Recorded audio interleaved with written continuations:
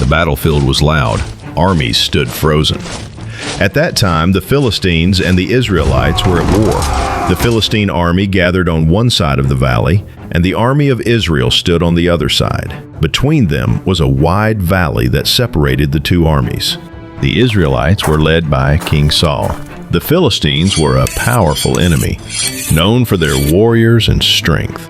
Fear had ruled the hearts of men for 40 days. A giant had risen, not just in size, but in intimidation. His voice thundered across the valley, daring anyone to stand against him. His name was Goliath. From the city of Gath, he was a giant of a man, towering above everyone else. He wore heavy armor, carried a massive spear, and walked with confidence and pride. Every day for 40 days, Goliath stepped forward from the Philistine army and shouted toward the Israelites. He mocked them, and he continuously challenged them. I am the Philistine champion, but you are only the servants of Saul. Choose one man to come down here and fight me. If Goliath won, Israel would become servants to the Philistines. If the Israelite won, the Philistines would become servants to Israel. But no one stepped forward.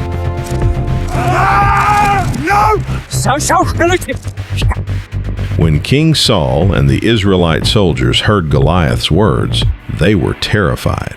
They had never seen a man like him. Day after day, the challenge continued, and day after day, fear grew stronger. Now there was a young shepherd named David, the youngest son of Jesse. David was not part of the army.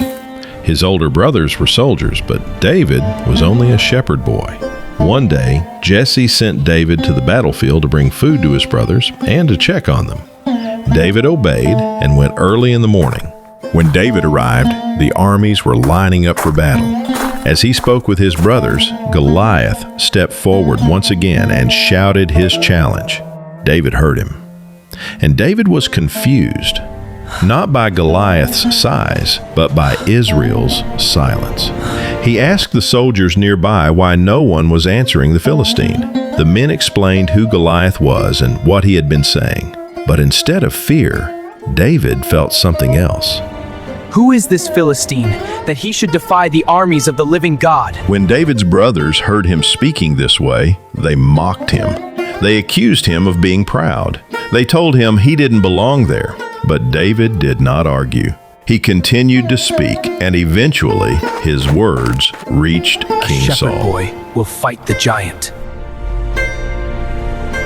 David did not see the giant the way others did. While they measured Goliath's height, David measured God's faithfulness. David was brought before the king. King Saul looked at him. You are not able to fight this Philistine. You are too young, and he has been a warrior since his youth. But David explained something the others did not understand. He told the king about the time he was watching his father's sheep. A lion came and carried off a lamb. David went after it. He struck it and rescued the lamb. Another time, a bear came. David fought it too. David's confidence did not come from the battlefield. It came from experience with God, alone, unseen, in the fields. The Lord who delivered me from the paw of the lion and the paw of the bear will deliver me from the hand of this Philistine. King Saul agreed to let David go, but first he tried to protect him. He placed his armor on David. This armor, it's so heavy. I can see that. Let's adjust it. David tried to walk, but he could not. The armor was heavy. It was unfamiliar, so David took it off. Because his confidence was not in what covered his body, it was in who covered his life. David chose 5 smooth stones from the stream, placed them in his pouch, and took his sling in his hand. Then he walked toward the giant. When Goliath saw David approaching, he was insulted. David did not look like a warrior. He mocked him and cursed him. But David did not respond with fear. He said, You come against me with sword and spear, but I come against you in the name of the Lord of hosts. David declared that the battle belonged to God. As Goliath moved closer, David ran toward him. He reached into his bag, took out a stone, placed it in his sling, and struck the Goliath. The stone hit Goliath on the forehead, and he fell face down to the ground. David had no sword, but Goliath did. David took it and finished the battle. The giant was defeated. When the Philistines saw that their champion was dead, they fled, and the Israelites rose up and pursued them. This story is not just about a shepherd and a giant. It shows us that fear grows when we focus on the size of the problem, but faith grows when we remember the greatness of God. David did not see Goliath as bigger than God because David already knew who God was. He won the battle before he ever stepped onto the field because he knew who his God was.